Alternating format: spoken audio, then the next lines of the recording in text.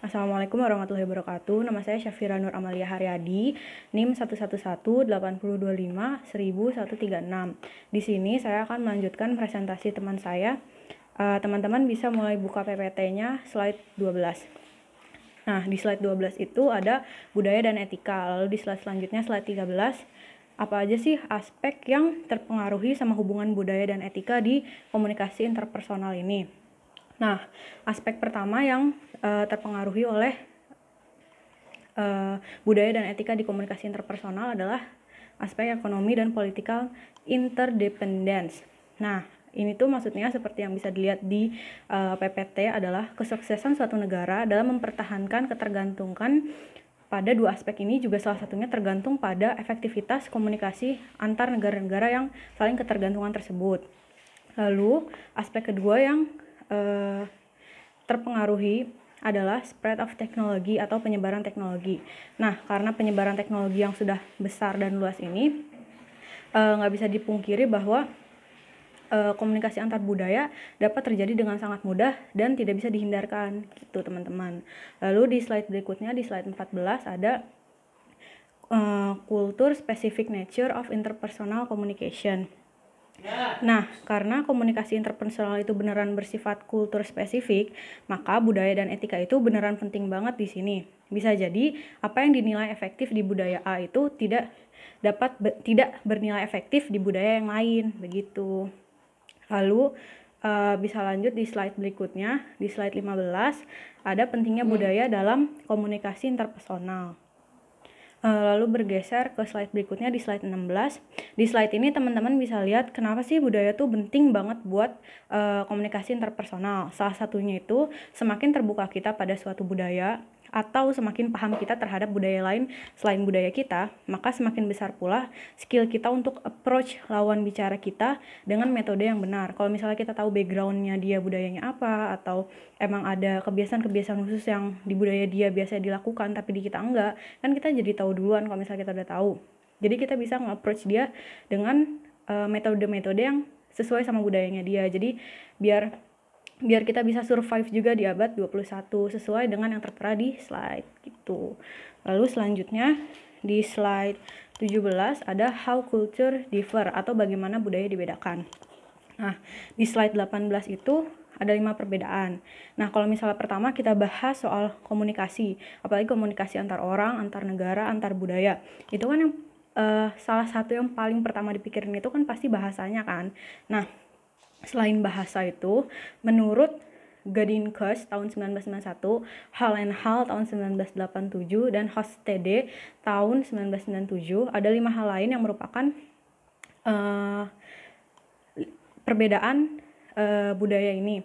Nah, tapi 5 perbedaan ini bukan merupakan perbedaan absolut. Tuh, perbedaan yang pertama itu ada power distance, lalu ada masculine and feminine orientation, collectivism and individualism, high and low contrast, sama yang terakhir ada time orientation. Lalu di slide berikutnya, slide 19 ada intercultural communication atau komunikasi interkultural. Nah, di slide 20 ini kita bakal langsung bahas prinsip-prinsip yang bisa meningkatkan kemampuan kita dalam berkomunikasi interkultural. Nah, ini tuh prinsip-prinsip ini tuh menurut Barna tahun 1997, Ruben tahun 1985, dan Spitzberg tahun 1991. Ada prinsip yang pertama itu educate yourself, karena emang nggak ada yang lebih baik dari kita mempelajari sesuatu yang kita belum tahu. Nah, gimana sih cara buat kita meningkatkan kemampuan kita berbicara interkultural? Ya, yang pertama yang harus kita jalani itu ya kita harus mempelajari dulu budaya lain yang ingin kita approach gitu. Makanya prinsip pertama itu educate yourself. Yang kedua itu ada reduce uncertainty atau Indonesianya itu kurangin keyakinan kita terhadap apa yang mau kita lakuin, karena emang di setiap langkah kita tuh pasti ada aja yang nggak pasti atau yang ambigu gitu. Lalu di prinsip yang ketiga ada recognize differences atau menyadari kalau emang di setiap hal itu emang pasti ada perbedaan yang nggak mungkin di setiap hal tuh sama semua, nggak mungkin, pasti ada perbedaannya. Lalu yang keempat ada cultural sensitivity. Nah, sensitivitas kebudayaan adalah sikap dan cara bersikap ketika individu mengakui atau menyadari adanya perbedaan budaya. Jadi, semakin kita tahu kalau misalnya emang di setiap budaya itu ada perbedaan, pasti kita bakal lebih sensitif sama, maksudnya di sini sensitif tuh lebih peka gitu terhadap, oh ya emang ada perbedaan gitu di tiap budaya. Lalu, selanjutnya ada confront your stereotype. Nah, confront your stereotype ini maksudnya jadi kalau misalnya kita cenderung menstereotipkan seseorang pada kelas tertentu atau kelompok tertentu, biasanya kita menilai orang tersebut berdasarkan stereotipenya dia, bukan berdasarkan kayak sifat-sifatnya dia sebagai individu gitu. Kita ngeliat dia sebagai kelompok-kelompok yang kita masukin, misalnya kita masukin dia ke dalam kelas anak-anak bandel, kita menstereotipkan dia seperti itu, melabelkan dia seperti itu.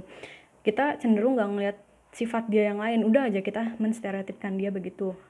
Nah itu jangan, kita harus nge-confront stereotip kayak gitu, nggak boleh. Lalu yang berikutnya ada adjust your communication, yaitu komunikasi interkultural terjadi hanya sampai titik di mana individu dan orang yang diajak berkomunikasi berbagi sistem dan simbol yang sama. Lalu yang terakhir ada manage culture shock. Nah, culture shock ini sesuatu yang normal terjadi ke orang yang misalnya kita dapat atau memasuki budaya baru yang baru kita kenal. Nah, itu pasti bakalan terjadi yang namanya culture shock. Itu reaksi psikologis yang benar-benar normal buat orang-orang yang emang baru terpapar budaya baru. Sekian presentasi dari saya, semoga ada yang dimengerti dan semoga membawa manfaat. Kurang lebihnya mohon maaf. Wassalamualaikum warahmatullahi wabarakatuh.